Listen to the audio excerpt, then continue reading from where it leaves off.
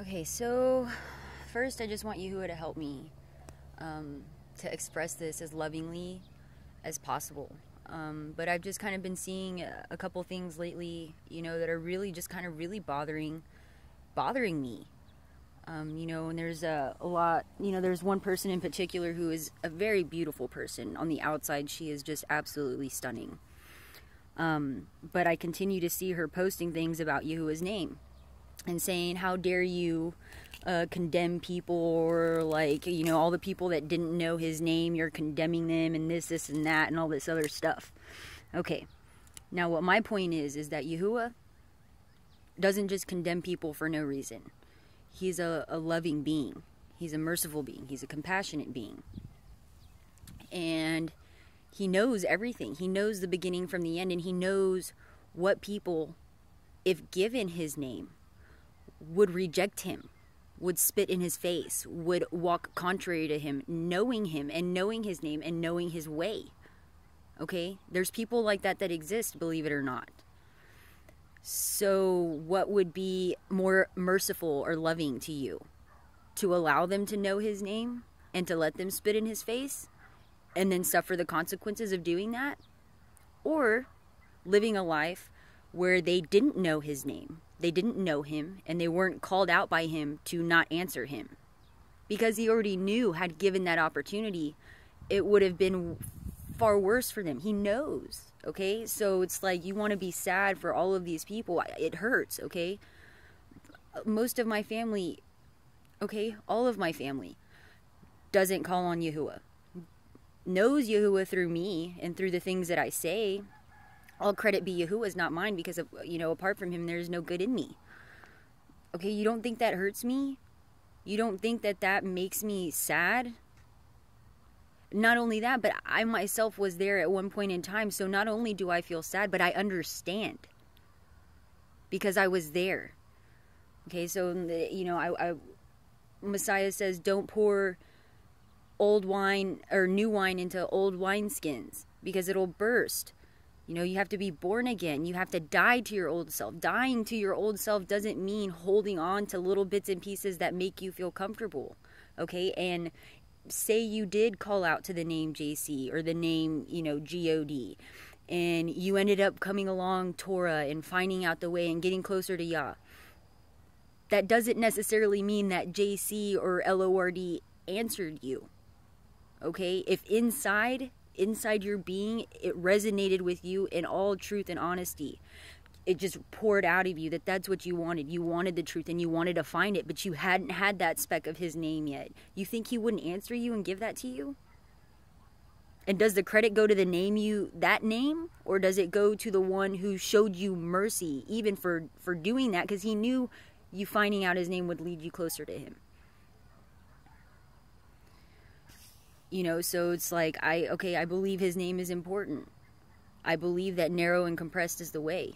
I believe that we are commanded to uphold his name, to speak his name, to love his name, to sing praises to his name, to give thanks to his name, to know his name. I don't know if I said that twice. I probably could have, but it's like no one's saying that these people are just like condemned for no reason. Like, it's sad to think about. Okay, the statistics are sad, yes, but just because it's sad doesn't make it not true that they are passing away, maybe being destroyed. At least they are shown mercy in the fact that they don't have to make all those other bad choices, to where it would lead them maybe to a lot of suffering when it comes to eternity, or where they spend eternity. So it's like you don't know those things. So from both sides of the fence, the people that know Yahuwah or know Yah or speak of Yah shouldn't shut up the gates of heaven to people that don't know his name yet. Even though his name is important, yes, it's important, but the door is not for us to shut. And the amount of time that someone gets to that point or gets to knowing him, it's not up to us. No matter how badly we want it, or how much we try, or how much information we give, if the door's not prepared to be opened by Yahuwah, it's not going to be open. And you can't shut it or open it. He has to do it. And they have to do it. So from that side of the fence, you can't shut up the gates for them. But you can express how beautiful his name is and how important it is and how much love he's shown you and compassion and mercy and all the things he's teaching you, all the things you're learning. You know, those are all good things.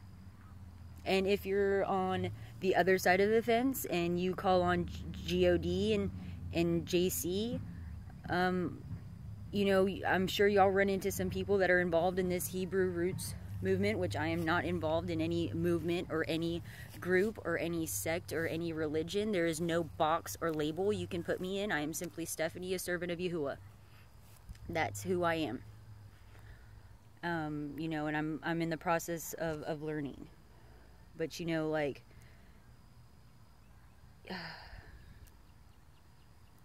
I was making a point, too, and I forgot whenever I said my name. Okay, so the people that call on God and JSUS, yeah, that's what I was saying. I'm sure you run into people that are involved in this movement or whatever that, you know, claim to be servants of Yahuwah or Yah or, you know, all the different forms of Yah. People who claim to be Torah observant that you run into who are a little bit over extreme about things. And, you know, I understand they have every right to be, because this stuff is amazing. And it's stuff that when you learn it, you just can't help but just share it. Get it out. You have this unwavering feeling from inside of you that you've just got to share it. You know, and some people, you know, not everybody's perfect. You have over emotional, over angry, over anything extreme in any nature person from all walks of life, from young to old to, you know, different social groups. I mean, it's not one size fits all, and we're not all that way, you know. I know that I'm always learning. I'm still learning. Every day I'm learning. I actually used to be a drug addict and an alcoholic. That's literally all I did was just party and nonstop all the time. I cussed like a sailor. Even, you know, males, dudes that I knew would be like, "Gosh, Stephanie, you know, you really cuss a lot." Like I've been homeless. I've been all sorts of things, you know, and I went through high school. I went through all the different grades of school. I graduated. I had a daughter young, you know, and I've made a lot of mistakes in my life, and I've learned because of each one. And that doesn't mean just because you learn from a mistake doesn't mean necessarily to continue repeating it. That's the definition of insanity, is to repeat something and expect a different outcome. It's like banging your head on a wall and thinking that one day you're gonna bang your head on the wall and sprout wings and fly. It's just not gonna happen. You know, you've got to change. And when I say change, like I keep talking about this change of paradigm, it's like you guys don't really understand that everything that we know collectively, all together, each one of us individually, what we know isn't necessarily true. What we know to be true isn't necessarily true. And I mean that about nearly everything. And I myself am going through steps of spending time. Like I don't, you know, my husband said this very well the other day. He said, I don't believe in like stop learning after you graduate high school. Like you should continue to always learn and to always research and check your sources. Use several different sources. It's like never ending capabilities of researching now. I mean, and it's like all it takes is a little bit of effort. But I guess my main point about all of this is just it's a ride and it's a trip, and it's definitely something that will change you from, I mean, I know people who know Yahuwah or know Yah that have come from all different types of lives, all different types of financial situations, and you know, we're all the cool thing about it is it's like all of us are united, but we're all kind of like separated and starting to group together. We're all, you know,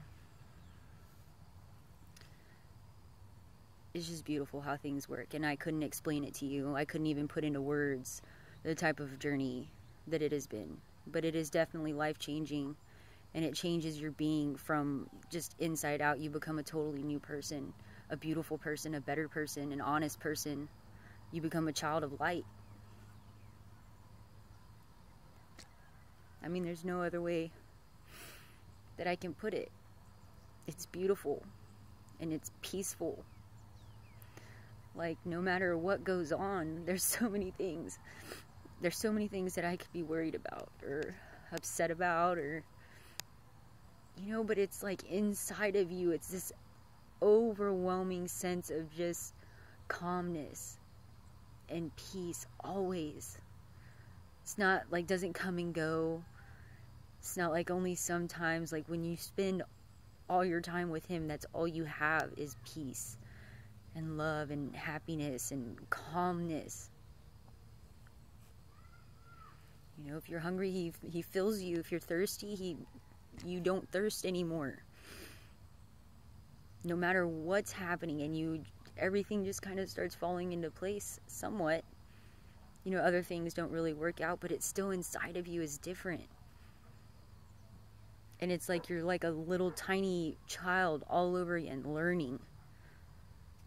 You know, beginning spiritually, crawling, and then taking little baby steps, and then bigger steps, and then, you know, learning to run, or, you know, and then jump and do backflips and all these sorts of things. Like, you learn slowly, and we're all learning. That's something all of us are doing together. None of us are teachers. There's only one teacher. We're all students, and we're all servants, and we're all trying to get to the same place.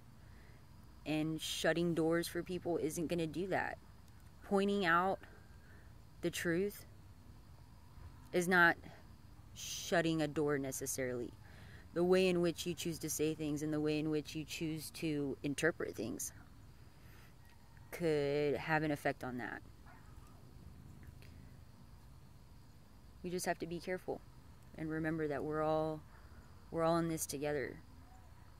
And the goal is collective peace, love, and understanding, and joy. Collectively, all of us, human beings, all of us, this ground we live on, all the animals, nature that's around us, everything together in peace and compassion. I mean, we honestly and seriously lack those things. I mean, I wonder, like, when I drive my car, I can't stand driving a car because, like, when bugs, I don't know if I'm the only person that does this, but when I hit bugs, I feel horrible. Like, when I hear one hit the windshield, I'm like, oh my gosh, this is terrible. We shouldn't have. It's just little tiny things that you think have no effect on anything around you truly do. Just because you don't recognize it or see it doesn't mean that it doesn't have an effect. Everything that we do does cause an effect. I just hope that you guys, at least y'all who know me, like y'all who seriously know me, Stephanie, or know me by Flower, any of y'all who know me in person at some point throughout my life and can remember me, I just ask that you try, like, anything that I write or that you see or that you have come into question, like, look it up. Think about it. And don't just, like, Google the first thing that pops up that you like. Look into all of the links that are there.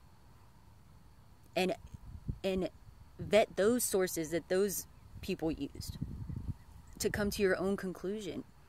But if you know me, believe me, there's something here. You just, gotta uncover it. You gotta look for it. You gotta ask for it. And y'all who don't know me, I mean, at least hopefully you can get the basis of kind of what I'm trying to say. But anyway, thank you, Father. Hallelujah. Praise you, Yahuwah. And it's kind of cold out here, so I'm going to go back inside. I hope that this at least helps some of y'all. I hope that I made sense to some of y'all. And we'll get there. One day. You will help us. Alright, bye y'all.